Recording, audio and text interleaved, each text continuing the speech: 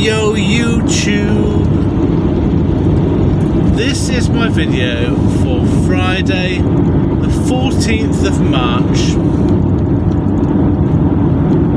and I am on my way to my first pickup of the day. A job came up from Cambridge going to Bristol, and it was for a small van, and the loaded miles were 167, and I worked out that I'd be happy to do that job for about 140, bearing in mind how long it's going to take me to do it and the distances.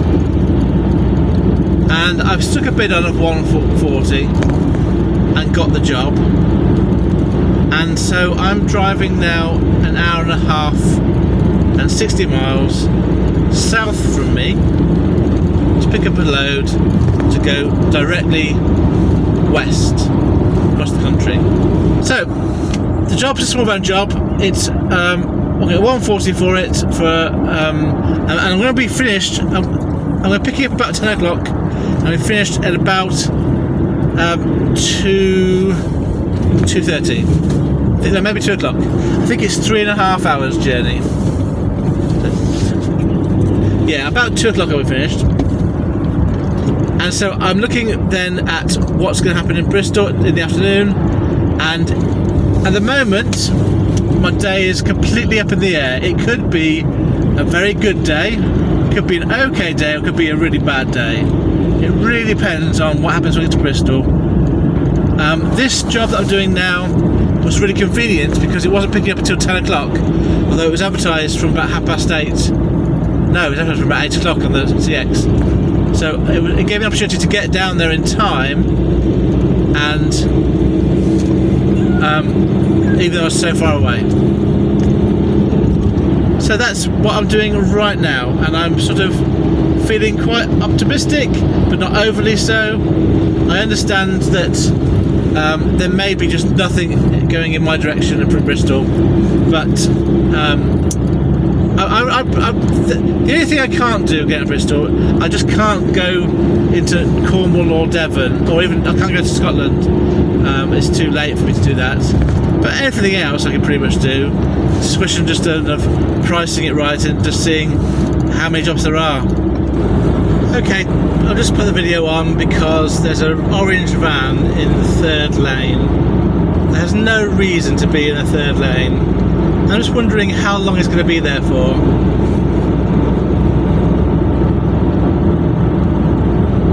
That's the one. He's not catching up on the black car ahead of him in the middle, in the second lane. I'm at the same speed as him in the first lane behind a lorry. What? I mean, I don't know whether to look at it. So there's a black car now, got fed up with him. He came out of nowhere. He's overtaking on the inside. What is he thinking? I don't understand. Obviously he's not thinking. Obviously he's either distracted or doesn't know what he's doing. There's so he should now pull over to the second lane because he's not catching up on the car that car in front of him to his left. Luckily there's not a lot of vehicles behind us. I'm going to put behind this lorry in a moment because this Audi's coming past me on the second lane. There's one silver car behind us, it's in the third lane, it's coming past me now. But that orange van is still in that third lane. So what's this Audi going to do now when it catches up with that orange car? Oh look, that other race car is coming across to the middle lane, second lane. So what's he going to do when he catches up? See, now it doesn't look so bad because we're catching up with the traffic ahead. But he's been in that lane for at least a couple of miles before I started the video. Otherwise I wouldn't bother starting it. Anyway, so I don't know. Am I getting old and grumpy? But these things annoy me. So I suppose I don't mind people making mistakes, errors. You know, going the slightly wrong speed in a place or slightly wrong lane if you don't go somewhere you don't know. But I don't really get how you can consistently be in the wrong lane on a motorway, unless you're deliberately doing it, of course. I mean, maybe these people don't know what the laws are. See, I'm not going to stay in this lane now. There's no point me staying in this lane. There's nothing in the first lane. I've gone past the lorry now. There's nothing there. I might come across. I'm not catching up anything in my lane at the moment. So it's just, why would that orange van, think that the third lane is the only lane that they can be in? Even the Audi is going into the first lane, and the red car ahead of it's just come across from the third lane to the first lane. So it's not like it's no one knows what you're meant to do. Anyway, I can still see the orange car reasonably clearly, but you probably can't now. This video's quality's not great. I might not publish this, but at least I've recorded it now. He's still there. I can see ahead of him. There's nothing in the middle lane that means he should go past. The car behind him, the grey car behind him, now wants to overtake him. It's going behind him into the third lane. And is now going to have to go into the fast lane, the fourth lane, should I say. Now here, the lines indicate that this lane goes off left, so I need to get out of this lane now, just because of the lines telling me that. And then when I look ahead at the sign, I can see that I don't want to go down the A329, I want to stay on the M4. So in this particular case, the white lines told me before I saw the sign which lane I should be in. So this is effectively the first lane now for the M4. And the lane to my left is going off to Reading. So I'm guessing now that orange car is now in the third lane, which is the far right-hand lane now. So he's going to be holding up all these vehicles coming behind him who want to go past.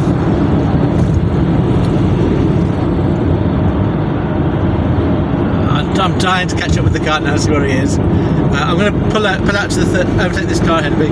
There's nothing behind me at the moment.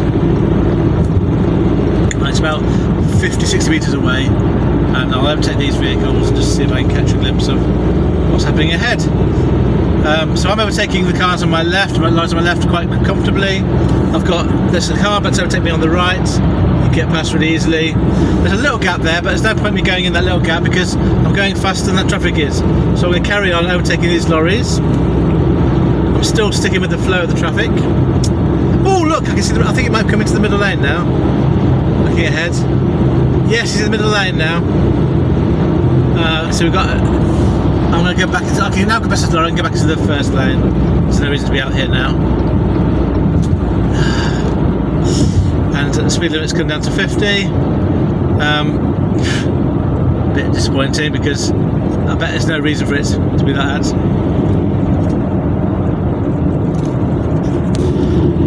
Hi YouTube, bit of an update. So it's now 2 o'clock. About an hour before I arrived at Bristol, I went through all the CX jobs, got rid of everything that was not suitable for me to do today, and started bidding on stuff. There really wasn't anything in Bristol, so I ended up bidding on 3 jobs for Monday. In the end, didn't get any of those jobs, but there was one job when I was about 10 minutes away from my pickup. That was Bristol to Port Talbot, small van job, 67 miles loaded, and I put a bid on there of £70, 70. And I actually got a call as I was arriving at the gates of my drop-off, and they offered me the job but said they could only do it for £65. Well, they asked me if it was £65, and I said unfortunately I can't because it's actually taking me away from home, so I can't really go any lower than I've bid. And they thought about it for a bit and then they gave me the job. So the risk that I'm taking here, and it's definitely a risk, is that I'm driving further away from home and the time is marching on. But I'm hoping that I can get this job done quickly. I should be there in quarter of an hour. There'll be the dead miles to get from my drop off to my pickup in Bristol. See the other side of Bristol. I have to go, to get there quickly, I need to go round the motorway system. If I went straight through Bristol, it would take an extra 7 minutes. So I'm driving a few more miles, but I'm going to get there a bit quicker. So it's about 15 miles driving, about 25 minutes drive from when I started. And so I should be loaded up with a small van job at let's say 20 past 2, and the journey to Port Talbot is going to be in the region of an hour and a quarter, I reckon. So I should hopefully be offloaded at the latest at 3:45, and so that gives me about an hour, I reckon, to try and find a job from South Wales somewhere towards my home, or anywhere else. It doesn't have to be towards my home, to be honest. Anywhere close to home. Now this was £70, so I've got £140 for the first job. That's £210 gross. So if I get another £60 job, that's not a bad day, or a £100 job, that's good. From sort of South Wales, it will really depend on if there are any other drivers there and if there's any work there, and I can't really do much about that at this point. It's a calculated risk, I know that, and I will see what it looks like when I get there.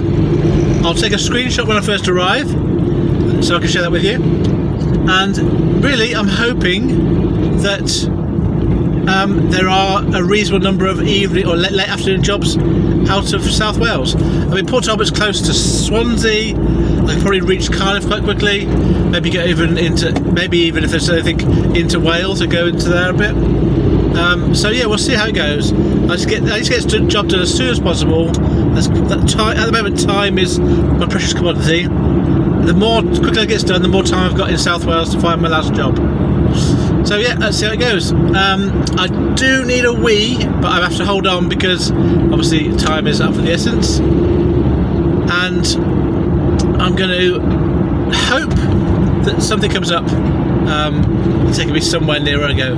You know, at this point, if I got any long-range job, I'd go pretty cheap on it as a backload rate, because it would take any long-range job, apart from going to Cornwall or Scotland, would take me closer to home. So that's kind of the bit that's exciting about this. I don't need to go expensive, just need to have any job and go backload rates. I'm using that term more often now, backload rates. I'm trying to convince myself there is such a thing as backload rates, because in my world it's just a single rate, what I'm worth. That hasn't proven to be very helpful for me, so I'm trying to get my head around, no, you need to do some backload rates. Anyway, I'll let you know. Cheers! Hi YouTube, it's now 3:35 and I've just been reminded about a phenomenon that I'd completely forgotten about, because where I live I don't experience this, and that's Friday afternoon congestion. And this is an area I don't know very well, so I'm following my sat-nav. I can't really choose to take a shortcut, but to be fair, I think everyone here is taking the best route that they can, so I don't think I'm out of the way. So I'm following my Google Maps to get to Port Talbot. It's going to be an hour and 5 minutes from now, 45 miles away. That's, I think, optimistic. It keeps going up the time. So at the moment it's going to be 20 to 5 when I get to Port Talbot, but I'm actually going to be surprised if I get there before 5. I am not expecting to get a job back from South Wales now, and when I did the pickup it was delayed by about 10 minutes with us faffing about loading up the pallet and trying to there's problems with the forklift and he wasn't necessarily rushing, but I thought I'm just going to wait until it gets sorted out. I'm not going to necessarily get too antsy about it. And I have taken advantage of getting some fuel on the way because it's been so slow. So I've got a new average fuel price, which has gone down a bit more from the start of the week.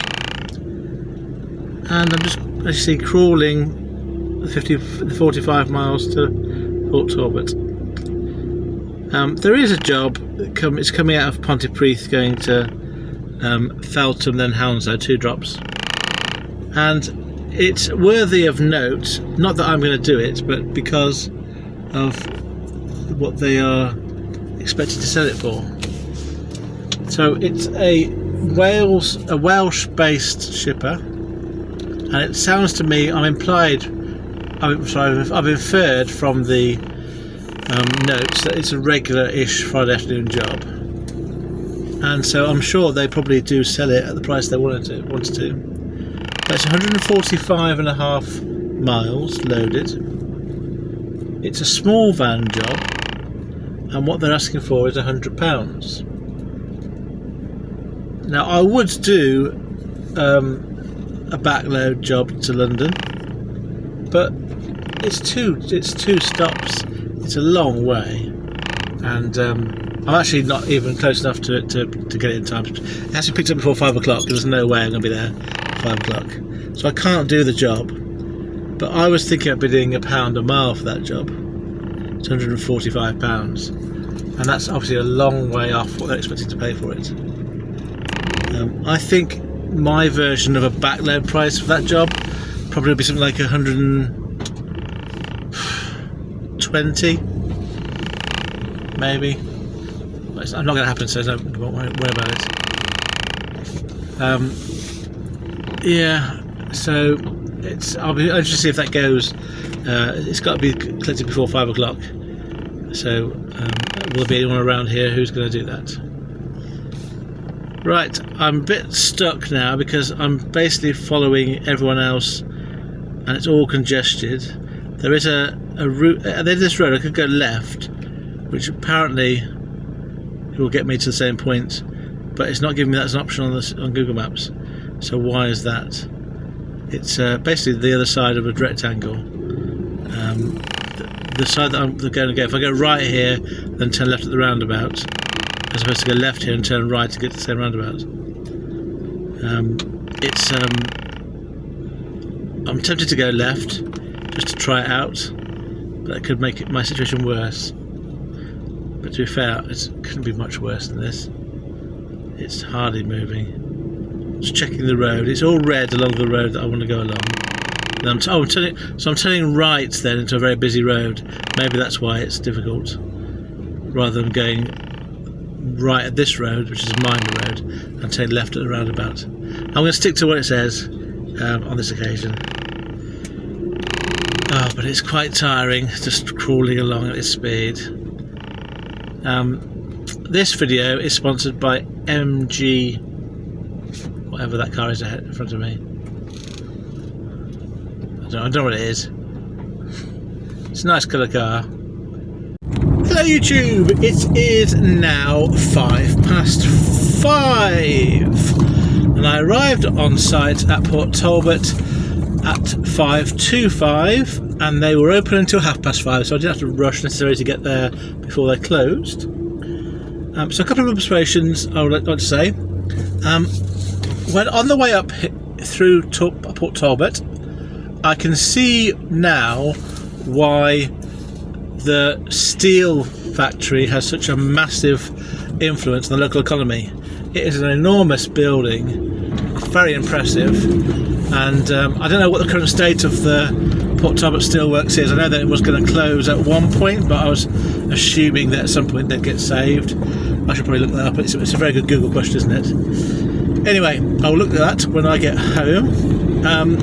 But my second point is this. I want you to think back to earlier on in this video, probably a couple of clips ago, maybe 3. And I want you to think about what was your initial reaction when I said I was going from Bristol to Port Talbot, and if you can remember physically or mentally wincing at the thought of that.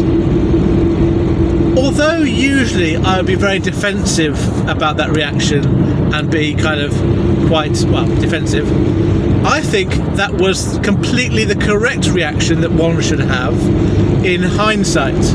And isn't hindsight a wonderful thing? So I don't often feel that I make big mistakes when I do this job, because usually you end up somewhere and it's always quite useful. And I'm not sure this was a big mistake, because at the end of the day I'm going to get home and I'm going to have I'm going to have covered my business expenses at least, maybe a bit more. But I do think that I need to remember that what the optimistic view of the time on a Friday afternoon needs to be at least halved again, or even doubled. Because because the time it took me to this job, I thought it was going to be initially an hour and a quarter, and I was picking up at about 2:45, so sort of 4 o'clock was kind of the best case scenario at that point.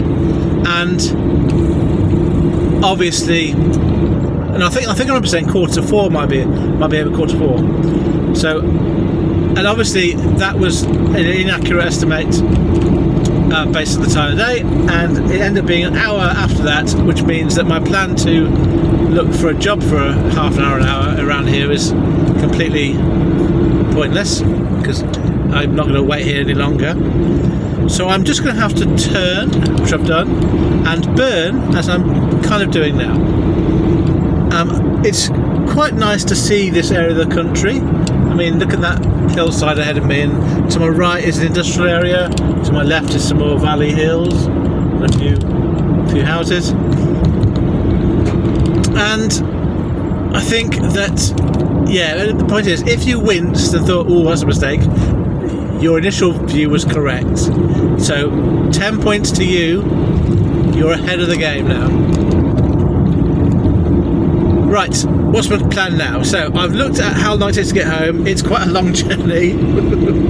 I'm going to say it out loud, but it's one of those things where I'm kind of thinking, yeah, all those people that want to mock you, they've got to have loads of ammunition after this trip. Although look at the other side of the road now, they're all stuck. That's where I was before. I got stuck in Newport. That's where I got stuck originally. Last video.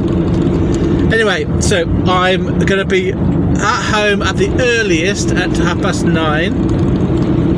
So that's about 4.25 hours from here. And the mileage from the drop off to my home is 226. So most of that will be in the dark, which is disappointing. But I am going to look for jobs on the way. I've set up a return to home journey, a return home empty journey on CX. So you never know, something might pop up, but I'm not expecting anything to. So I'm going to start driving back. I'm going to put my meal on to heat up in my little oven. So in about an hour or so I can have that. And I'm just going to make the most of the light and this area of the country. And I'm going to look for jobs, but I don't think I'll get anything. But you know, you never know, do you? You never know.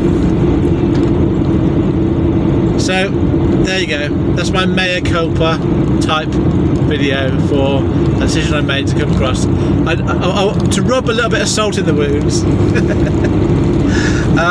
There was a job from Bristol to Derbyshire, which is about 150 miles for a small van job. It wasn't until about 4:15, but if I'd stayed in Bristol and got really frustrated, that would have been a really good job to do really cheaply. But you know, I was thinking about this. Would I rather drive, you know, a few miles and spend time driving and earn a little bit of money, or would I rather sit for 3 or 4 hours and not earn any money and then drive home empty? So I'm going to calculate what would have happened if I'd gone home empty from Bristol at the time that I was put a bit on this job, and I suspect that I'll be slightly better off in terms of money, although obviously not better off in terms of time.